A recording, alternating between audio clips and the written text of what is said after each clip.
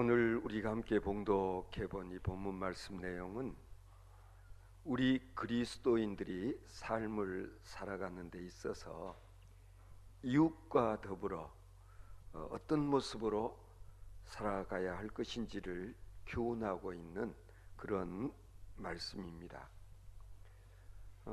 이웃과의 관계가 어떠해야 하는가? 특히 좋은 이웃과는 누구나 다 잘 지낼 수 있지요. 그런데 좀 껄끄러운 그런 이웃, 아니 살다 보면은요, 때로는 원수처럼 지낼 수밖에 없는 그런 이웃도 있기 마련입니다. 오늘 본문 말씀은 특히 그런 이웃들과 우리가 어떤 관계로 살아가야 하는지에 대해서 아주 구체적으로 교훈하고 있는 그런 내용입니다. 신앙생활이라고 하는 것은 궁극적으로는 하나님과 우리와의 관계를 유지해 나가는 것이라 할 수 있습니다. 그런데 이웃과의 관계가 잘못되어진 일로 인해서 궁극적으로는 하나님과의 관계가 어긋나 버리는, 잘못되어져 버리는 그런 경우도 종종 있는 것을 여러분 경험해 보시지 않았습니까? 가끔 그런 분들을 만날 때가 있습니다. 원래 신앙생활을 잘 하시던 분이었는데 어쩌다가 교회 안에서 어떤 분하고 이런저런 일로 인해서 마음이 상하는 일이 있어서 결국 그 사람 보기 싫어가지고 교회를 나가지 못하고 있다는 그런 분도 있습니다. 때로는 우리가 누군가를 전도해 보려고 이렇게 예를 쓰는데 본의 아니게도 다른 사람을 교회로 나오게 하는 일에 있어서 걸림돌이 되어지는 그런 경우도 가끔은 있습니다. 교회 나오시라고 그러면은 아이고 우리 직장 상사 아무개 꼴 보기 싫어서 나는 교회 안 나갑니다. 소위 가나안 교인이라고 요새 부르는 사람들의 그 가나안 교인이 된 이유가 참 다양합니다. 혹은 신앙생활하는 우리 시어머니 보기 싫어서 교회 가는 것 그만두었다는 사람도 있습니다. 그런가 하면은요, 밖에서는 천사표 우는 하는 말을 듣는 며느리가 집안에서 하는 짓을 보면 신앙생활 하고 싶은 생각이 없어져 버리더라고 말하는 시어머니도 있습니다.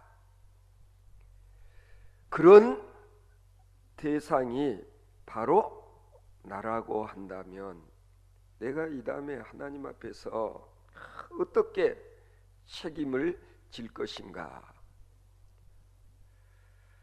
우리가 신앙생활을 잘 하려면 하나님과 나와의 관계를 잘 맺는 것도 중요하지만 이웃과의 관계도, 바른 관계를 유지해 나가는 일도 대단히 중요하다 아니할 수가 없습니다. 오늘 본문 말씀 내용은 읽으시면서도 느끼셨겠습니다만 우리 그리스도인들의 일종의 행동 강령을 이렇게 열거해 놓은 것처럼 여겨지지 않습니까?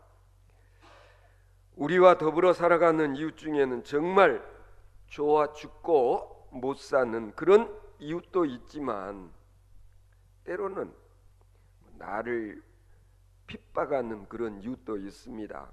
나를 막 험담하고 욕하는 그런 이웃이 있다는 걸 우리는 압니다. 그런데 바울 사도께서 말씀하십니다. 너희를 핍박하는 자를 축복하라. 축복하고 저주하지 말라. 이렇게 권면을 합니다. 저는 이런 말씀을 볼 때마다 교회에 다닌다는 거, 예수 믿는다는 거, 이거 결코 쉬운 일이 아니다. 지금 바울 사도께서 신앙인이라면 적어도 이런 삶을 살아야 된다. 여기서부터 좀 걸리지 않습니까?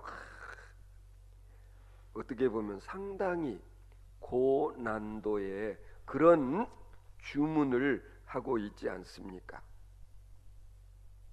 우리가 성서적으로는 예수 믿는 일로 인해서 받는 핍박을 사실은 본문에서 말하고 있는 것입니다.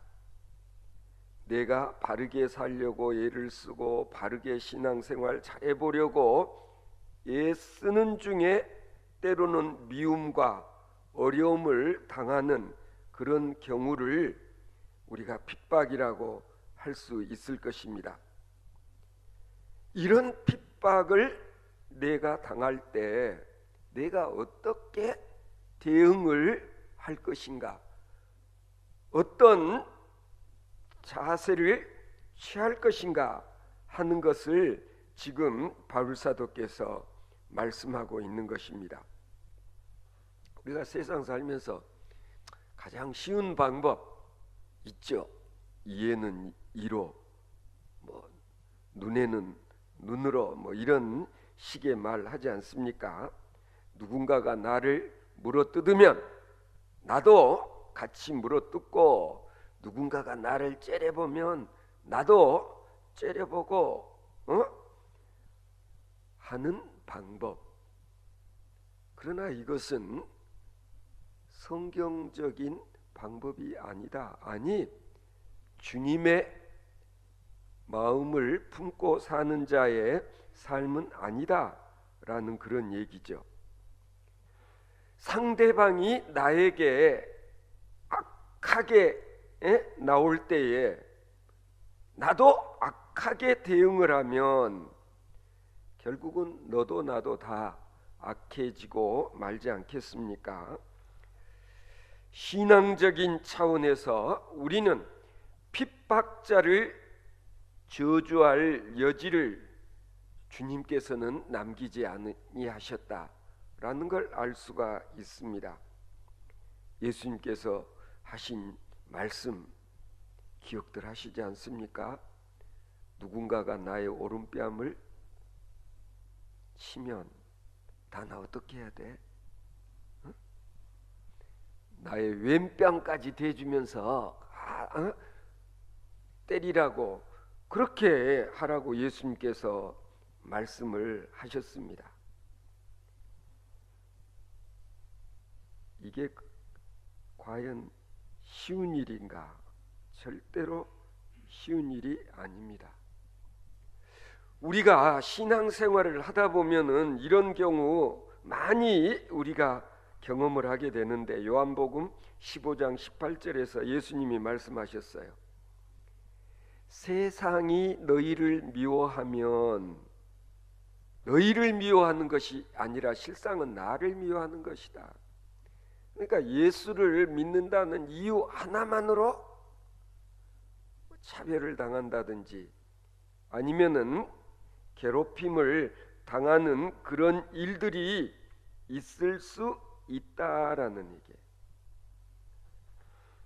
스승을 미워하는 세상이 그 제자들을 미워하는 건 당연하다. 예수님이 지금 파악하고 계시는 그런 삶의 모습이라고 할 수 있는 거죠. 예수를 믿는 사람이 핍박을 당하는 것은 사실은 당연한 일이에요. 디모데후서를 보면은 무릇 그리스도 예수 안에서 경건하게 살고자 하는 자는 핍박을 받으리라 그랬어요. 예수님 말씀대로 살려고 애를 쓰면 때로는 그 일로 인해서 핍박을 당한다. 솔직히 저는 이 말씀을 보면서 오늘날은 이런 핍박을 우리가 당한다고 말할 수는 없지 않을까? 여러분 어떻습니까? 여러분이 신앙생활 잘해보려고 애쓰는 일로 인해서 얼마나 핍박을 당한다고 생각하십니까? 예전에는 이런 상황이었지 않았을까 생각이 듭니다.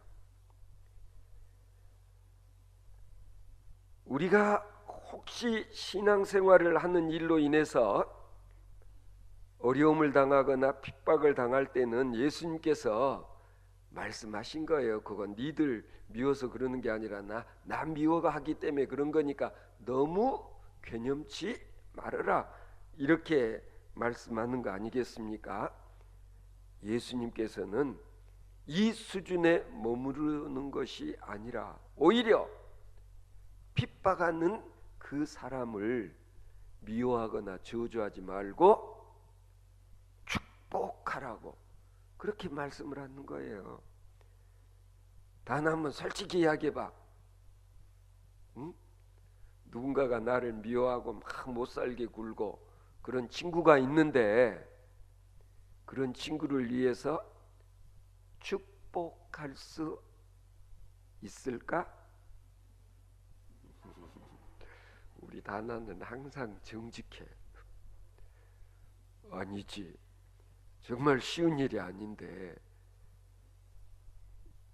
쉽지 않은 이 일을 하라고 바울 사도께서 말씀을 하고 계세요. 우리가 성경 가운데서 특히 사도행전을 읽어보면 스데반 집사 예수를 믿고 집사라는 이유로 인해서 돌 팔매질을 당하고 지금 돌에 맞아 죽어가고 있는데, 와, 자기에게 돌질을 하는, 자기에게 돌을 던지는 자들을 위하여서 이 죄를 저들에게 돌리지 마옵소서라고 기도를 했다고 기록이 되어 있지 않습니까? 정말 스데반 집사야말로 예수님의 모습과 거의 흡사한 그런 모습으로 마지막 최후 순교를 당했는데 그 모습은 천사처럼 빛이 났다고 누가는 기록을 해놓고 있지 않습니까? 그런데 정말 중요한 일은요, 이 현장에 누가 있었느냐? 사울이라는 젊은이가 그 자리에 있었다는 거예요. 마마 훗날 사울이 바울이 되고 훌륭한 그리스도의 사도가 된 배후에는 어쩌면 스데반 집사의 순교당하면서 돌 팔매질을 하는 자기들을 오히려 용서해달라고 기도하는 그 모습, 그게 영향을 미치지 아니했을까? 결국 스데반 집사는 돌에 맞아 죽었지만 나중에 사울이 바울이 되어서 그리스도의 훌륭한 사도가 되어진 이 사건은 이것과 무관치 않을 것이다, 그렇게 추측할 수 있지 않겠어요?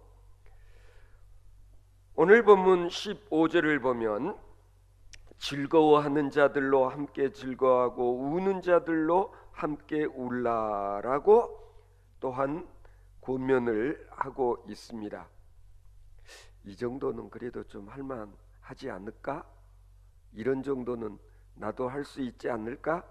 그런 생각이 들기는 합니다마는, 그러나 이것도 실상은 그렇게 쉬운 일이 아니에요. 어느 잔치집에 와서 어떤 사람이 엉엉 우는 거예요. 어떻게 보면 잔치집 분위기를 깨는 거지. 아니, 당신 왜 여기 와서 울고 그래요? 아들 생각이 나서, 죽은 아들 생각이 나서 운다는 거예요. 아니, 잔치집에 왔으면은 같이 기뻐하고 뭐 잔치 분위기 이거 즐겨야 되는데 이런 사람이 가끔은 있다라는, 일부러 억지로 꼭 그러는 것처럼 어떻게 보면 잔치집에 재 뿌리는 것 같은 그런 일, 꼭 이런 경우는 아닐지라도 즐거워할 때는 함께 즐거워하고, 누군가가 슬퍼할 때, 마음 아파할 때는 같이 슬퍼하고 마음 아파해 줄 수 있어야 된다. 그걸 우리는 뭘 동고동락이라고 그러잖아. 동고동락, 고통스러운 일들을 나의 아픔으로, 그리고 누군가가 즐거워하면 그 사람의 즐거움과 그 기쁨이 마치 나의 것인 양 함께, 영어로는 쉐어링 할 수 있어야 된다라는 그런 표현을 하는 거죠. 기뻐하는 자와 함께 기뻐하고 슬퍼하는 자와 함께 슬퍼할 수 있는 삶의 자세, 이게 어쩌면 우리의 기본이 되어야 된다. 동고동락의 전제는 뭐냐? 사실은 너에 대한 배려하는 마음, 상대방을 배려하는 마음이 있을 때 이런 일이 가능. 내 슬픈데 당신들 뭐 기쁘다고? 나는 슬퍼. 이건 뭐냐면 내가 슬퍼해 버리면 저 사람들이 즐거워하는 일에 찬물 끼얹을 거라고 생각되면 티를 내지를 않는 거지. 왜? 혹시 내가 분위기 해칠까 봐. 바로 성숙한 그리스도인들은 이런 점에 있어서 본이 될 수 있어야 된다, 그런 말씀이죠. 다음으로 우리 그리스도인들은 이웃과의 관계를 어떻게 해야 되느냐, 16절에 나와 있어요. 서로 마음을 같이하며 높은 데 마음을 두지 말고 도리어 낮은 데 처하며 스스로 지혜 있는 채 말라 권면을 합니다. 이거 정말 소위 인간관계에 있어서 대단히 중요한 포인트라고 할 수 있어요. 대체적으로 보면은요, 교만한 사람은 어디서나 환영을 받지 못해요. 다 나 친구들 중에도 그런 친구들이 있잖아. 잘난 체하고 막 아는 체하고, 뭐 하면 막 뻐기고 뭐 이런 친구들이 있잖아. 응? 그런 친구 다른 친구들이 좋아해? 니 잘났어. 그래. 이렇게 비아냥거림을 당하기 쉽지 않아. 그런데 죄는 부자고 가진 것도 많고 공부도 잘하고 막 그러는데 다른 친구들 앞에서 그런 티를 내지 않은 아이들이 있어. 친구들이 있어. 나나 어때? 그런 친구들 다른 친구들이 좋아해, 싫어해? 싫어해? 아닌데. 그런 친구는 좋아하지. 저 친구는 겸손하니까. 아마 단어가 잠깐 잘못 들은 것 같은데, 그러니까 충분히 뻐길 수 있고 잘난 체 할 수 있는데도 그리 하지 않는 이유가 뭐냐면 다른 친구들 혹시 속상할까 봐. 이게 뭐냐? 성숙한 인격의 소유자는 그렇다라는. 때로는 내 자존심을 생각하기보다는 상대방의 자존심을 먼저 생각을 하고, 그리고 내 자신을 낮추는 것.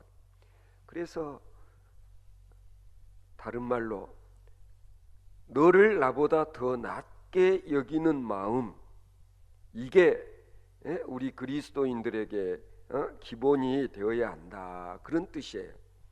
그래서 이런 사도 바울의 충고와 권면을 우리가 제대로 삶 속에서 실현만 하면은요, 그리스도인들이 욕을 먹지를 않아.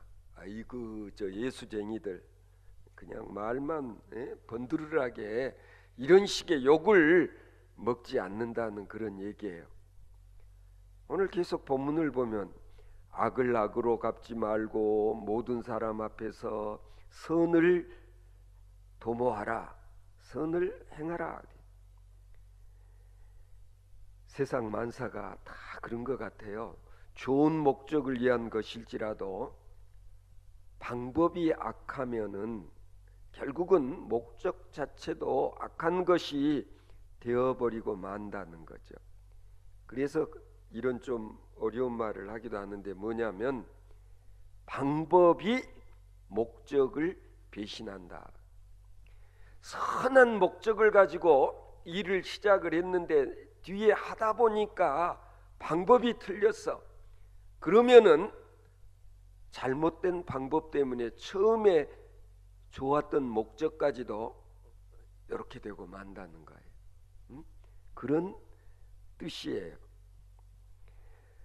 또한 오늘 본문 말씀을 보면 할 수 있거든 너희로서는 모든 사람으로 더불어 화평하라. 더불어 화평하라.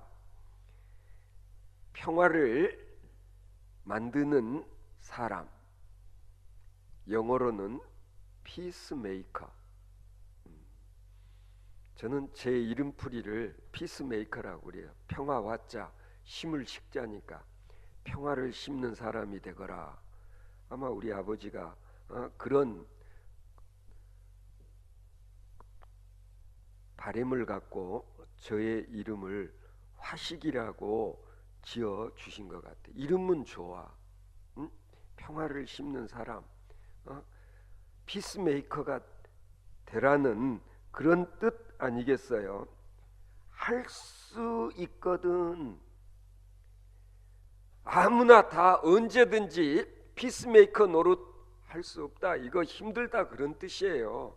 그러니까 할 수 있거든요. 가능한 한, 가능한 한, 소위 말해서 분위기 메이커 노릇을 하고, 어디 가서든지 이렇게 분위기를 다 그냥 해가지고 분위기가 항상 좋도록 그런 역할을 할 수 있어야 된다. 그러기 위해서는 어떻게 해야 되느냐 하면은요, 원수까지도 사랑할 수 있어야 된다. 원수까지도 사랑할 수 있는 그런 마음가짐이 없이는 피스메이커 노릇 하기가 어렵다, 그런 뜻이죠. 가령 우리가 아무나 쉽게 올라갈 수 있는 산이죠. 히말라야 산 왜 저렇게 오르려고 애를 쓰다가 조난을 당하고 죽기도 하고 그러느냐? 아니, 그 어려운 데를 왜 가려고 그러느냐? 아무나 쉽게 오를 수 있는 산이라면은 막 길을 쓰고 올라가려고 하지를 않아. 그런데 쉽게 오르지 못할 산이기 때문에 내가 저 산을 정복했다 라는 이것 하나를 위해서 목숨 걸고 하는 거예요.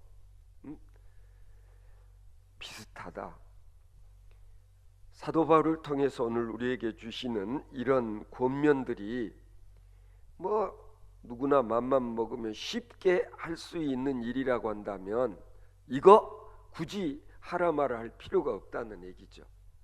쉽지 않으니까, 하기 어려우니까 바울 사도께서 너희가 그리스도인이라면 이렇게 살아야 돼 라고 지금 몇 가지 사실들을 쭉 이렇게 나열하고 있는 것을 볼 수가 있습니다.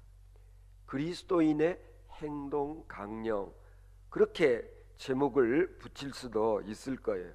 자, 오늘 말씀의 마지막 하이라이트. 오늘 본문 말씀은 원수에 대한 우리의 자세를 언급하고 있어요. 내 사랑하는 자들아, 너희가 친히 원수를 갚지 말고 하나님의 진노하심에 맡기라.